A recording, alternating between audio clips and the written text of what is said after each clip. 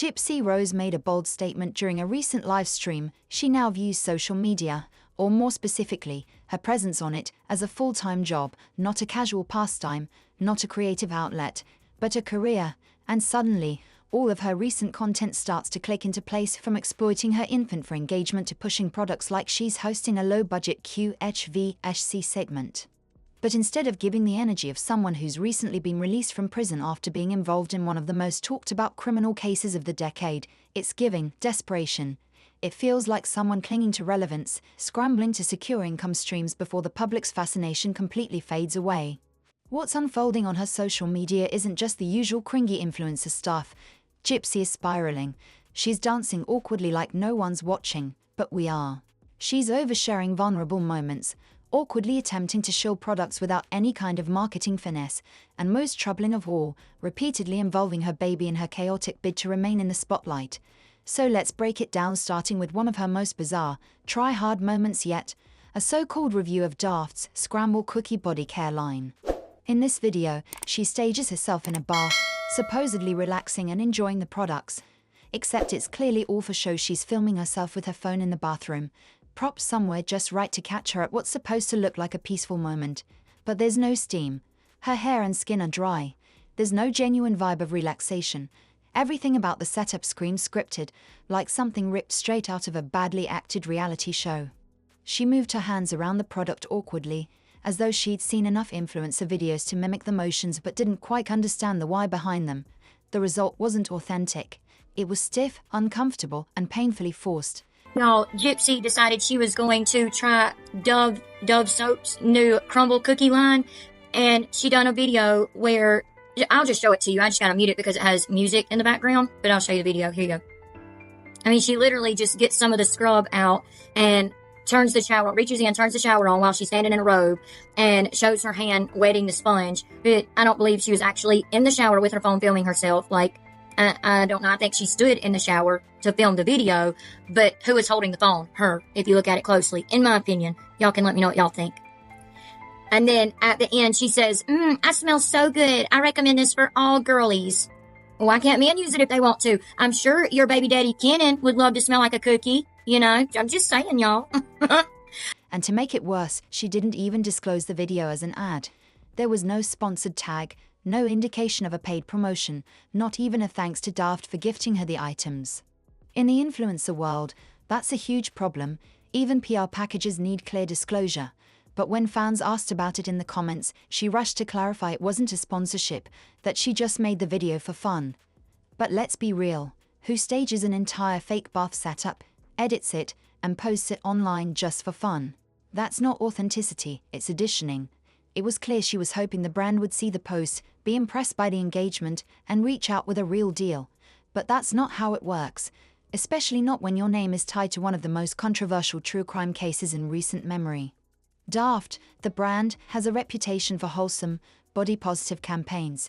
Their messaging is all about realness, softness, everyday beauty. Gypsy simply doesn't align with that brand identity, no matter how much she wants to. And even if the product was just a free PR package, the lack of transparency only made things look worse. Influencing isn't just about pushing products, it's about trust, clarity, and consistency, none of which she demonstrated. But let me influence you. No, ma'am, you've influenced too much. Also, do you remember how the women in prison were saying you weren't the most hygienic? Now you're showing us what crumble cookie smells like on somebody that didn't actually get in the shower for real. Now you're showing everybody you washing up with crumble cookie and you never actually got into the water. The loofah was just wet. Yeah, you was one of them kids that would turn on the shower water and go sit on the toilet. Yeah, and based off of what the girls in prison said about you, I believe it. You know, Badissi never smells good, and Badissi and crumble cookie ain't it, baby. So no, this wasn't about enjoying soap. It wasn't about self-care. It was about chasing clout, grabbing attention, and trying to wedge herself into an influencer space that she doesn't really belong to. Because to Gypsy, this social media hustle isn't about connection or creativity, it's about visibility. And that thirst for attention is slowly becoming embarrassing. Then there's the chaos in her comments section. One person sarcastically joked, "OMG, here comes the OnlyFans," clearly referencing her past. Gypsy clapped back, saying, "I'm a lady." I would never stoop to something as low class as that. Classy? Really? That's what we're going with? Because, not to stir the pot, but Gypsy has a documented history of sending explicit photos and videos, her own personal version of adult content, before OHF even became a mainstream platform. She was fully aware of what she was doing back then, even while serving time. So now, calling anything else low class feels less like a moral stance and more like convenient amnesia. This isn't about criticizing sex work, it's about the double standards and the hypocrisy. Gypsy isn't taking the high road, she's trying to distance herself from past behaviors because they don't align with the image she wants to sell now. But that image, it's crumbling. Her relationship with Nick Godijon, for instance, was obsessive and explicitly documented. The messages and photos she sent him tell a different story than the polished persona she's now trying to promote. So this sudden moral superiority, it's not adding up. It's selective memory. It's a rebrand that's falling apart. And the cherry on top, she deleted the comment, probably after realizing she just exposed her own contradictions again. Gypsy has a pattern: say something bold, catch the backlash, quietly delete it, and act like it never happened. It's a loop that keeps repeating, and it speaks volumes about her inability to reflect or grow. She shared a story about her baby crying for the third night in a row due to colic, which, for those who don't know, is when a baby cries uncontrollably for hours at a time, several days a week. It's a tough thing for any parent to deal with, emotionally and physically draining. But instead of doing what most moms would, rocking the baby, holding her close, comforting her, Gypsy decided to hit record. She didn't rush to soothe her baby. She made sure the lighting and angle were just right, then filmed the moment.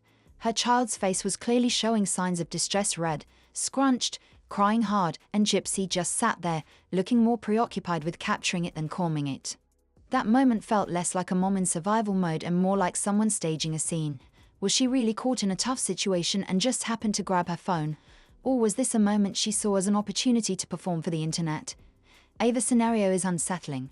About this baby crying video, okay? So many people have sent me this video and wanted to see what my reaction to it was. Do y'all really want my reaction? Okay. My reaction is, it's a manipulation tactic.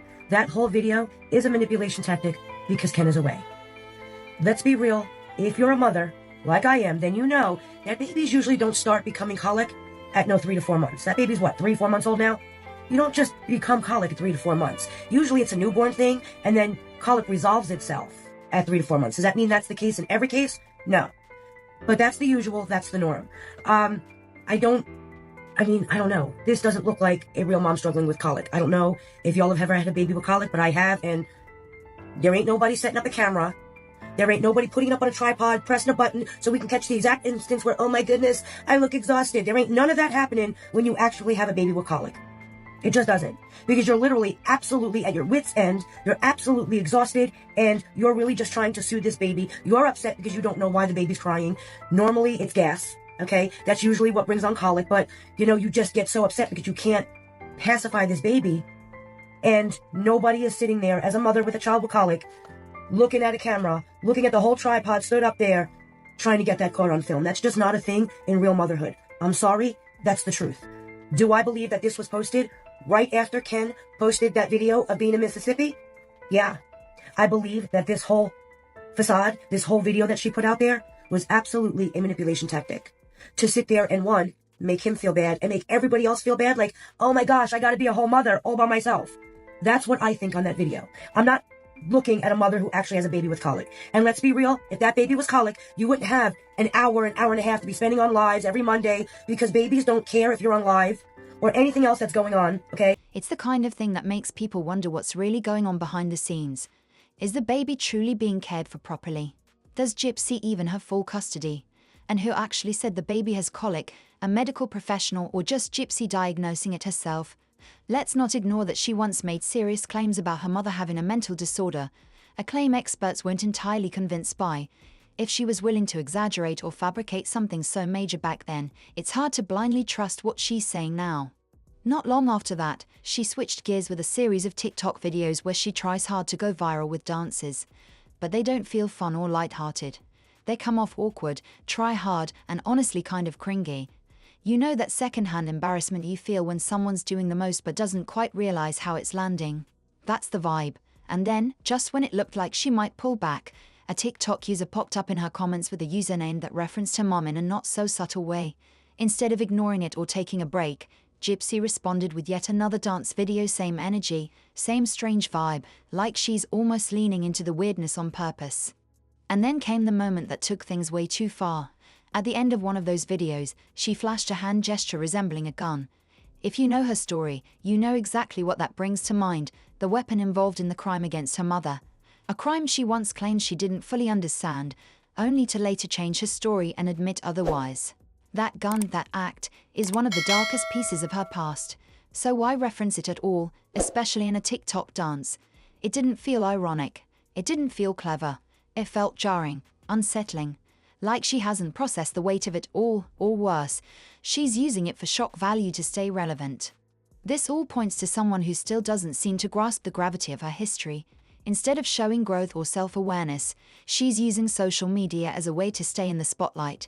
She's bouncing between product reviews, mommy vlogs, trendy dances, throwing everything at the wall to see what sticks. But none of it is landing the way she wants. People don't see her as relatable or authentic, and there's too much baggage in her story for most to feel comfortable trusting her as a content creator or influencer. And while she's constantly talking about how overwhelmed she is with motherhood, saying she's exhausted, too busy to catch her breath, she somehow finds the time to be constantly online. She's putting out polished, edited videos, staying up to date with trending content, filming full-on product showcases, managing comments, clapping back at criticism, and blocking people left and right. Where is all this time and energy coming from if she's truly drowning in the demands of new motherhood? It's hard not to wonder if someone else is stepping in to take care of the baby while she focuses on building her online image. A nanny? A family member? Or is she exaggerating the chaos to gain sympathy? Either way, the picture she's painting doesn't match what we're seeing. Her behavior online feels less like someone navigating motherhood and more like someone desperately trying to hold on to internet fame, no matter the cost. Any parent watching this would instantly feel that something's off.